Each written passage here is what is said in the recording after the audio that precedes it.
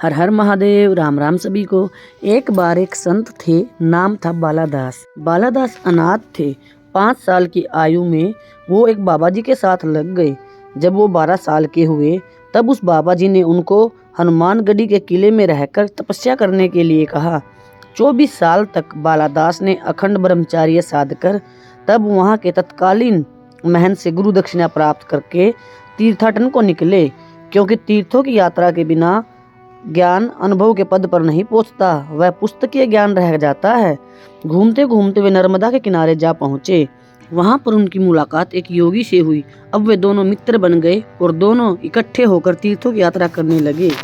चलते चलते वो दोनों छत्तीसगढ़ के गांव में पहुंचे और वहां के मंदिर में उन्होंने अपना डेरा डाल लिया। तो उस गांव के नर नारी बालक वहां पर आकर उन संतों के दर्शन और सत्संग करने लगे। योगी ने उनसे पूछा कि आप अभी तक माया से कैसे बचे हुए हों। तब संत बालादास ने कहा, माया हमारे सामने क्या चीज है, माया तो हमारे सामने चींटी के समान है। तो उस योगी ने पूछा, क्या आपने आत्म स्वरूप का साक्षात्कार कर लिया, आप अपना सहज रूप पा गए हैं? तो उन्होंने कहा, निश्चित, सपने में भी माया हमसे टकराने का साहस नहीं करेगी। योगी ने पूछा, माया क्या होती है? तो बालादास ने बताया, कामनी, कंचन और कीर्ति, इन 3 नदियों की त्रिवेणी को माया कहते हैं। योगी ने पूछा, आप कौन हैं? तब बालादास ने उत्तर दिया, पहले मैं जीव था, अब ईश्वर हो गया हूँ। ईश्वर ने अपने महल की एक खिड़की मुझ में खोल दी है। बालादास के मित्र योगी ने कहा, परंतु बालाजी महाराज, जरा ध्यान दीजिए कि रामायण क्या कहती है माया के विषय में, कि जब भगवान शिव भी माया से डरते हैं तो हम मनुष्य किस लेखे में हैं। तब इस पर बालादास जी बोले, क्या तुलसीदास की मूर्खता है? हम परमहंस लोग विधि हरिहर तीनों देवों से ऊपर के लोकों में विचरण करते हैं। हमारे सामने माया बदमाशी करे तो हम तुरंत उसकी नाक काट डालें। अगले दिन प्रातः एक बूढ़ा आदमी उन दोनों को अपने घर पर भोजन करने के लिए निमंत्रण देने आया। योगियों का धर्म है कि वे निमंत्रण स्वीकार करके गृहस्थों के घर को पवित्र करें। दोपहर के समय जब वो दोनों मित्र योगी और बालादास जी उस व्यक्ति के घर पर भोजन करने आए तो खूब आनंद से उन्होंने वहां भोजन किया। भोजन करने के पश्चात उन गृहस्थियों ने उनको ऊपर जाकर सोने के लिए कहा। थोड़ी देर बाद ऊपर जाकर एक लड़का योगी जी को नीचे बुला लाया। बालादास जी उस समय गहरी आनंद की नींद ले रहे थे और जो उस घर का मालिक था उनके पास बैठा दिया। मालिक ने कहा, आइए महाराज बैठिए, आपसे एक प्रार्थना है। तो योगी जी बोले, कहिए भगत जी।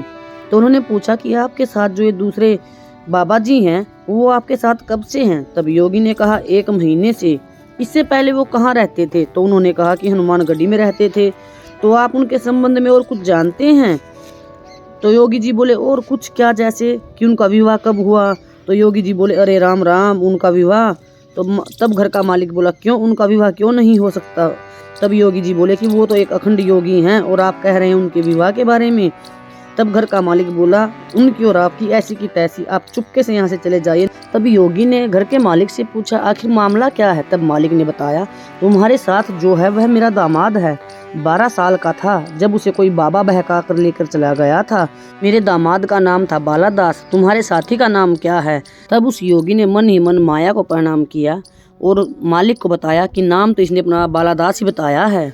तब उस घर के मालिक ने उस योगी जी से कहा कि तुम अच्छे भले मानस दिखाई देते हो, फिर तुम्हारा अपराध भी कुछ नहीं है, बल्कि तुमने हमारे ऊपर एहसान किया कि उसे इधर ले आए। कल गांव की स्त्रियां मंदिर पर गई थी जहां तुमने डेरा डाल रखा था, तो वहां पर मेरी लड़की भी अपनी सखियों के साथ गई थी। जब लड़की मंदिर से लौटकर आई तो बहुत रोए जा रही थी। जब उसकी माताजी ने उससे पूछा तो उसने बताया कि उसके पति वहां पर आए हैं और उन्होंने एक सन्यासी का रूप बना रखा है। 12 साल हो गए तो क्या कोई स्त्री अपने पति को भूल थोड़ी ही सकती है? तब योगी बोले, नहीं भूल सकती, भूल का क्या काम?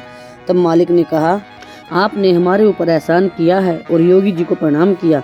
योगी ने माया को प्रणाम किया और वहां से चले गए। तब मालिक ने अपनी बेटी को बुलाया और पूछा कि ऊपर जो जोगी सो रहा है, तुमने ठीक से पहचान लिया कि वही तुम्हारा पति है ना? तो इस पर विमला चुपचाप रोने लगी और कहा, रूप भी वही है, नाम भी वही है, मैं कैसे इनको भूल सकती हूँ? बालादास जी की आँख खुली तो शाम हो गई थी। किवाड़ खोले तो बाहर लगा था ताला। इधर उधर देखा तो कोई नहीं। आवाज़ दी, कुछ नहीं हुआ, ना ही कोई आया। तो बालादास ने देखा कि यहाँ पर कोई दिखाई नहीं देता। क्या मुझे किसी ने नज़रबंद कर दिया है? ईश्वर को भी कोई नज़रबंद कर सकता है? ताबड़तोड़ 10-15 लाते किवाड़ों पर मारी तो वो किवाड़ खुल गए। तभी एक लड़का वहाँ भागा भागा आया और पूछा, क्या आज्ञा है स्वामी जी। तब बालादास ने कहा कि गेट क्यों बंद कर दिया था, इस पर ताला क्यों लगा था। तब उसने कहा कि जिससे कोई लड़का या बिल्ली आपकी निद्रा भंग न करे, इसलिए आपके गेट बंद कर दिए थे। तब बालादास ने पूछा, मेरा दूसरा मित्र कहाँ पर चला गया। तब उन्होंने कहा कि वो अपनी कुटी पर चले गए हैं। उन्होंने पूछा, मेरे लिए क्या कह कर गए हैं। तब उस लड़के ने कहा कि उन्होंने कहा था कि वो 1 सप्ताह के अंदर आ जाएंगे, तब तक आप यहीं पर रहे। बालादास जी बोले, मैं यहाँ कैसे रह सकता हूँ, क्योंकि बहता पानी और रमता जोगी चलते हुए ही अच्छे होते हैं। तब बिमला वहीं आ गई और उनसे बोली कि आपको जोगी बनना था तो मुझसे विवाह क्यों किया। तब बालादास बोले, किसने किससे विवाह किया। तब बिमला बोली, आपने मेरे साथ विवाह किया। बालादास जी बोले, तुमसे कुछ गलती हो रही है, मैं एक अखंड ब्रह्मचारी हूँ, मैंने किसी से विवाह नहीं किया। तब बिमला बोली, वही नाम, वही रूप और वही तिल, जो आपके नाक के नीचे छोटा सा तिल है, वही आपकी पहचान है, वही वाणी, वही रंग, फिर भी तुम भ्रम में हो, मैं वह नहीं हूँ। तभी थोड़ी देर बाद उसके पिताजी हाथ में बंदूक ली, जिस कमरे में बालादास और बिमला थे वहीं आ गए और बालादास को बंदूक दिखाते हुए कहा, यदि तुमने अपना जोगपन नहीं छोड़ा तो इस बंदूक की 5 गोलियां तुम्हारे अंदर उतार दूंगा। तब बंदूक देखकर बालादास थोड़े डर गए और सोचा कि अभी इस बात को यहीं दबा देता हूँ, अवसर पाकर किसी दिन यहाँ से भाग निकलूंगा। तब उस लड़की के पिता ने कहा, यह मत समझना कि तुम भाग जाओगी, तुम्हारे ऊपर 6 साल तक कड़ा पहरा रहेगा। दोनों बालादास और बिमला पति पत्नी की तरह रहने लगे। 3 साल डटे रहे। जब एक लड़का पैदा हो गया, पहरा कुछ ढीला पड़ गया। एक रात भाग निकले। वहां से भागते हुए उन योगी जी के पास पहुंचे। तब योगी जी ने पूछा, अब आपके माया के बारे में क्या विचार हैं। तब बालादास बोले, वह जगदम्बा है, माता की इज्जत और परवाह करना हमारा धर्म है, वहाँ रहकर ईश्वर नहीं बना जा सकता। रामायण में ठीक ही लिखा है, माया के सामने हमारी कुछ नहीं चल सकती। अगर हमें इस संसार में रहना है तो भगवान का नाम लेते हुए अपने आप को तुच्छ से तुच्छ मानना है। यदि किसी के अंदर अहंकार आ जाए तो तुरंत उसका नाश कर देता है, चाहे कितने से बड़ा योगी क्यों न हो। आप सभी को कथाएं पसंद आती हैं तो कमेंट अवश्य करें। धन्यवाद।